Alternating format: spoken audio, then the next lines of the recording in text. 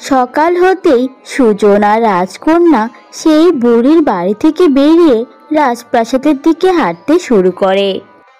খুব অল্প সময়ের মধ্যে তারা রাজপ্রাসাদে প্রবেশ করে।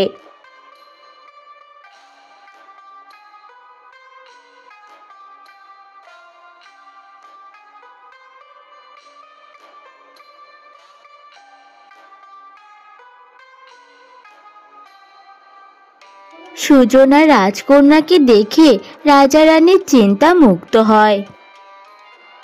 রাজকন্যা, তুমি এসেছো। আমি তোমার চিন্তায় সারা রাত ঘুমাতে পারিনি। তুমি একজন রাজকন্যা, তোমাকে এভাবে বাইরে বের হওয়া একদমই মানায় না। আজ তোমার পাশে সুজন ছিল, তাই একটু নিশ্চিন্ত ছিলাম। আর তুমি সহি সালামতে রাজপ্রাসাদে ফিরতে পেরেছো। তোমাদের এত চিন্তা করতে হবে না বাবা, আমি তো এখন বড় হয়েছি। তাছাড়া সুজন আমার সাথে ছিল, সে আমার কোনো রকমই অসুবিধা হতে দেয়নি। আমার এখন অনেক বেশি ক্লান্ত লাগছে, আমি এখন বিশ্রাম করতে চাই পিতা। এরপর মহারানী এবং রাজকন্যা সেখান থেকে চলে যায়।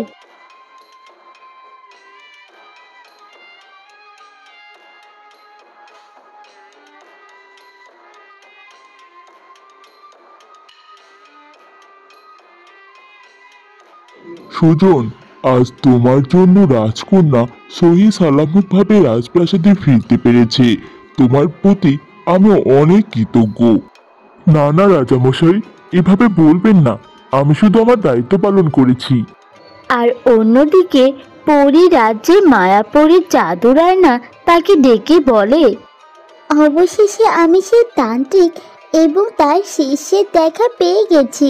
তারা রাজ্য থেকে একটু দূরে একটা গুহার মধ্যে লুকিয়ে আছে। তুমি সত্যি বলছো? এটা তো খুবই ভালো কথা। আমি এক্ষুনি তাহলে সেই জঙ্গলের উদ্দেশ্যে বেরিয়ে যাচ্ছি। যেটা আপনার ভালো মনে হয়, তবে আমি তাদের সাথে আরো একটা লোককে দেখতে পাচ্ছি, কিন্তু আমি তার চেহারা দেখতে পাচ্ছি না। কি বলছো কি? তাদের সাথে আরো একজন লোক আছে? থাক, সমস্যা নেই। আমি আমার পুরো জাদু শক্তি দিয়ে তাদের পরাজিত করার চেষ্টা করব।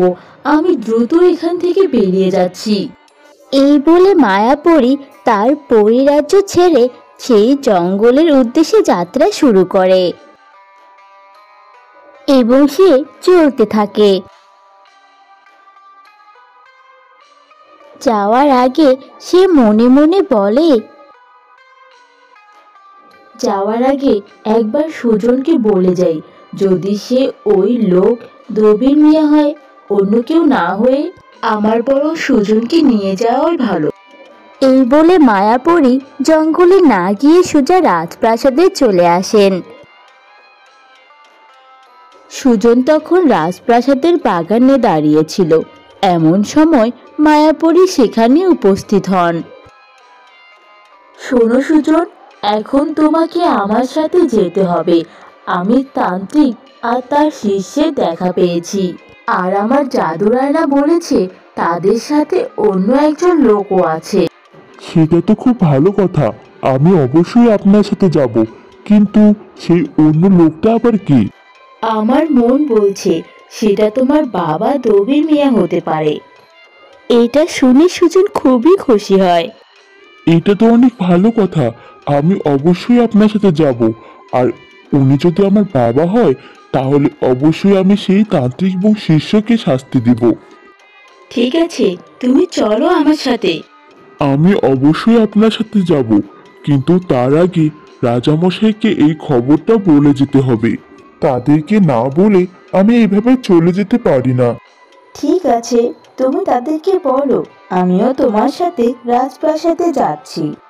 তাদেরকে বলে আমরা সেই জঙ্গলের উদ্দেশ্যে রওনা দেব।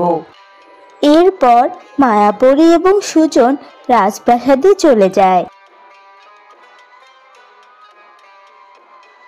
রাজপ্রাসাদে রাজা এবং রাজকন্যা অপেক্ষা করছিলেন।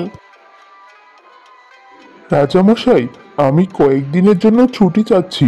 আমি রাজপ্রাসাদে থাকতে পারবো না। আমি মায়াপুরীর সাথে জঙ্গলে যাচ্ছি।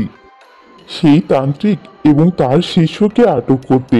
আর মায়াপরি বলেছেন তান্ত্রিক হয়তো আমার বাবাকেও সেখানে জিম্মি করে রেখেছে। আরে, এটা খুব ভালো খবর। তুমি যাও, সেই তান্ত্রিক এবং তার শিষ্যকে উপযুক্ত শাস্তি দেবে। এই কথা শুনে রাজকন্যার কিছুটা মন খারাপ হয়। তুমি চলে গেলে আমার দেহ রক্ষার কাজ কে করবে? তুমি তো একমাত্র আমার দেহরক্ষী। না রাজকন্যা, আপনাকে আমি পরপর এভাবে দুবার বিপদে ফেলতে পারবো না। আমি অবশ্যই আমার কাজ শেষ করে ফিরে আসব। এই বলে সুজন আর মায়াপরি জঙ্গলের উদ্দেশ্যে বেরিয়ে পড়ল। অন্যদিকে তান্ত্রিক আর শিষ্য একটা যজ্ঞ করতে থাকে। যেভাবেই হোক আমাকে আমার লক্ষ্যে পৌঁছাতেই হবে।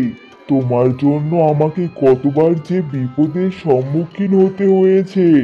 আজ থেকে 2 দিন পর অমাবস্যা, আর অমাবস্যার রাতেই আমি দবির মিয়াকে বলে দেব, আর আমি হয়ে যাব এই পৃথিবীর সব থেকে শক্তিশালী।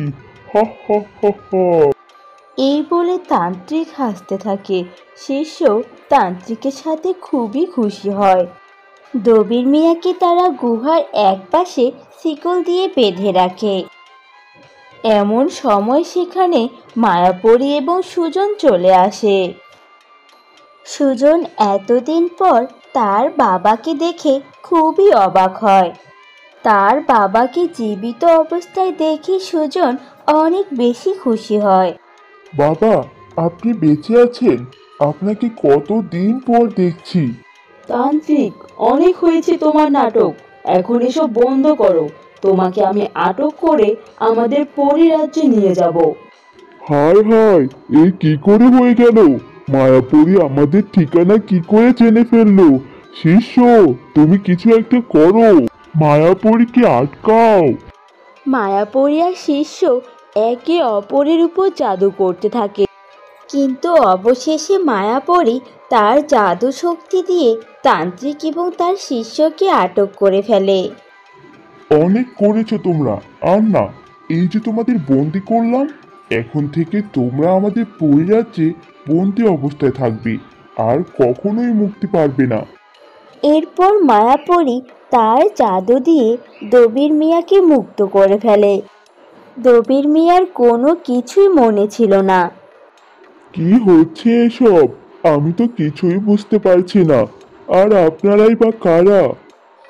আমার মনে হয় তারা দবির মিয়াকে জাদু দিয়ে সব কিছু ভুলিয়ে দিয়েছে। আমি এক্ষুনি দবির মিয়ার স্মৃতিশক্তি ফিরিয়ে আনছি। তুমি চিন্তা করো না সুজন। এরপর মায়াপরি জাদু করেন, আর সেই জাদুর মাধ্যমে দবির মিয়ার সব কিছু মনে পড়ে যায়। আপনাকে অনেক ধন্যবাদ মায়াপুরী। আমি এখন আমার বাবাকে নিয়ে বাড়ি যেতে চাই। আমার মা আমার বাবাকে দেখলে অনেক বেশি খুশি হবে। ঠিক আছে, আমিও আমার পরিরাজ্যে চলে যাচ্ছি। অন্য একদিন দেখা হবে। পরি তার পরিরাজ্যে ফিরে যায় এবং সুজন তার বাবাকে নিয়ে বাড়ি ফিরে যায়।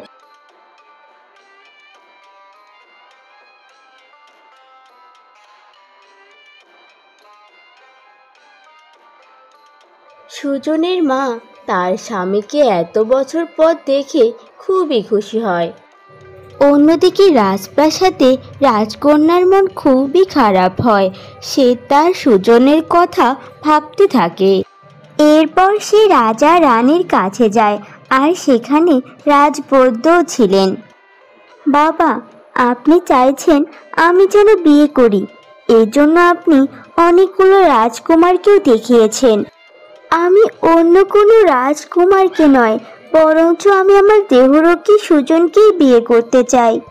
রাজকন্যার এমন কথা শুনে রাজামশাই খুবই অবাক হয়। কি বলছো কি রাজকন্যা? তুমি একজন রাজকন্যা হয়ে একটা সামান্য দেহরক্ষীকে বিয়ে করবে? আপনি চিন্তা করুন, সেদিন আমার উপর এত বড় বিপদ এসেছিল, সেদিন কে এগিয়ে এসেছিল? আমার দেহরক্ষী সুজন, নাকি আপনার পছন্দ করা ওই রাজকুমার নীল?